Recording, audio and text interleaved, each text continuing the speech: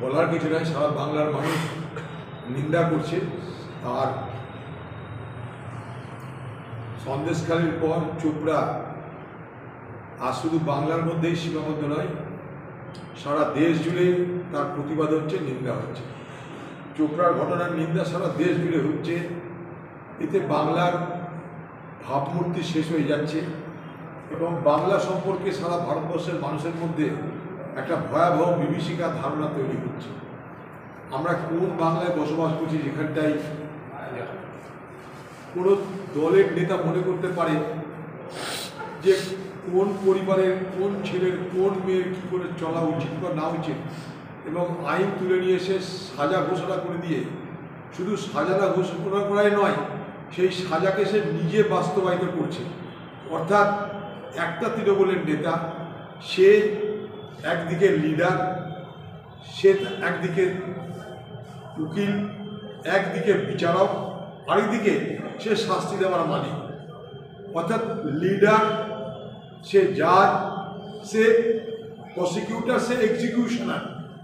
এই অদ্ভুত এক জমানায় বাস করছি আমরা, যেখানটায় শুধুমাত্র শাসক দলের ছত্রছায়ায় থাকবার সুবাদে যা খুশি তাই করবার অধিকার অর্জন করা যায়।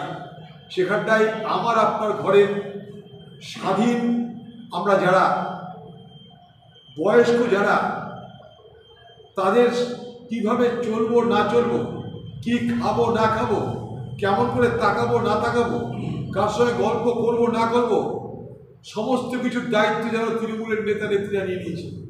তার বাইরে গেলেই তাদের উপরে মধ্যযুগীয় বর্বরতায় অত্যাচার হচ্ছে। আমি এটাকে বলবো মধ্যযুগীয় বর্বরতা। কারণ যেখানে মানুষের স্বাধীনতার কোনো মর্যাদা হয় না, সম্মান হয় না, এ বাংলা কোথায় এগিয়ে চলেছে এটা ভেবে আমি আতঙ্কিত হচ্ছি। দেখুন, বেশিরভাগ রাজনৈতিক দলের যে কার্যালয়, সেগুলো তো সাধারণত রাজনৈতিক দলের লোকরা কেনে কিনে আমার জানা নাই, সেগুলো লিজ বা অন্য কোনোভাবে ব্যবস্থা করে তবেই সেখানটায় কার্যালয় করে। তো স্বাভাবিকভাবেই রাজ্যগুলো দেখবে, কারণ পার্টি অফিস মানে সেটা সরকারি জমির উপরে বেশিরভাগ ক্ষেত্রে হয় বলে আমি জানি। বাকি আজকে অনেকে পয়সা টয়সা করে তারা নিজেরা করে কিংবা ভাড়া নেয়। রাজ্য দেখবে, কারণ এগুলো ল্যান্ড ডেভেলপমেন্ট অথরিটির বিষয়। ল্যান্ড ডেভেলপমেন্ট অর্থাৎ ভূমি সংস্কার দপ্তর, তারা এগুলো দেখে কোথায় কি হয়েছে না হয়েছে। তবে রাজনৈতিক দলের কার্যালয়গুলোর ব্যাপারে সরকারের নিশ্চয় উচিত তার পরিপ্রেক্ষিতটা বিবেচনা করে সিদ্ধান্ত নেওয়া। কারণ বেশিরভাগ পার্টি অফিসের কার্যালয় সেটা কিন্তু সাধারণভাবেই সরকারি জায়গায়, সরকারি প্রাধান্যতায় হয়ে থাকে। তারপরে সরকারের সিদ্ধান্ত তার কাছে। পশ্চিমবঙ্গের সমস্ত পুরসভা বিরুদ্ধে যদি তদন্ত করা হয়, পশ্চিমবঙ্গের প্রত্যেকটা পুরসভা তৃণমূল পরিচালিত এবং প্রত্যেকটা পুরসভায় কারচুপি হয়েছে, দুর্নীতি হয়েছে, রাহাজানি হয়েছে। একটা না, পশ্চিমবঙ্গের প্রত্যেকটা পুরসভা। কিন্তু পশ্চিমবঙ্গের মুখ্যমন্ত্রী মমতা ব্যানার্জির ক্ষমতা নেই যে সেই সমস্ত পুরসভার বিরুদ্ধে নিরপেক্ষ কোনো তদন্ত করবার। মানুষের উপর প্রত্যেকটা পুরসভা পশ্চিমবঙ্গে শুধুমাত্র তাদের ক্ষমতার ধরে রাখার কারণে এবং ক্ষমতাকে জিইয়ে রাখার কারণে আজ এক অত্যাচারের স্টিম রোলার চালাচ্ছে। তারই পরিণাম পশ্চিমবঙ্গের শহরে শহরে আজকে তৃণমূলের বিরুদ্ধে ভোট পড়ছে। সে ভোট যেই পাক, কিন্তু মনে রাখতে হবে পশ্চিমবঙ্গের প্রত্যেকটা শহরে, প্রত্যেকটা মিউনিসিপ্যাল এলাকায় মানুষ আজ তৃণমূলের দ্বারা পরিচালিত। পৌর কর্তৃপক্ষের বিরুদ্ধে তাদের ক্ষোভ, তাদের যে আপত্তি, তাদের যে প্রতিবাদ, সেগুলো তারা প্রতিফলিত করেছে নির্বাচনের ব্যালটে। আইসিডিএস নিয়ে তো রাজনীতি হয়, আপনারা জানেন। তাদেরকে এখনো পর্যন্ত রাজ্য সরকারকে বারবার বলা সত্ত্বেও তাদেরকে এখনো পর্যন্ত কর্মচারী হিসেবে ভূষিত করবার কোনো প্রচেষ্টা রাজ্য সরকারের কাছ থেকে আমরা দেখতে পেলাম না। সে আইসিডিএস বলুন, সেলফ হেল্প গ্রুপ বলুন, এগুলোকে বাংলার তৃণমূল ক্রমশ তাদের পার্টির ক্যাডার এবং পার্টির আন্দোলনকারী পার্টির প্রচারকারী হিসেবে ব্যবহার করতে চলে চাইছে। ফলে তাদের নিজস্ব অধিকার স্বাধীনতা বলে কিছু নেই। তাই যেখানে আইসিডিএস এর নিজস্ব অথরিটি নেই, সেখানে তৃণমূল নেতা রংবাজি করবে, তার মধ্যে অবাক হওয়ার কিছু কারণ নেই। দেখুন, এখানে সবই হচ্ছে এই বাংলায়।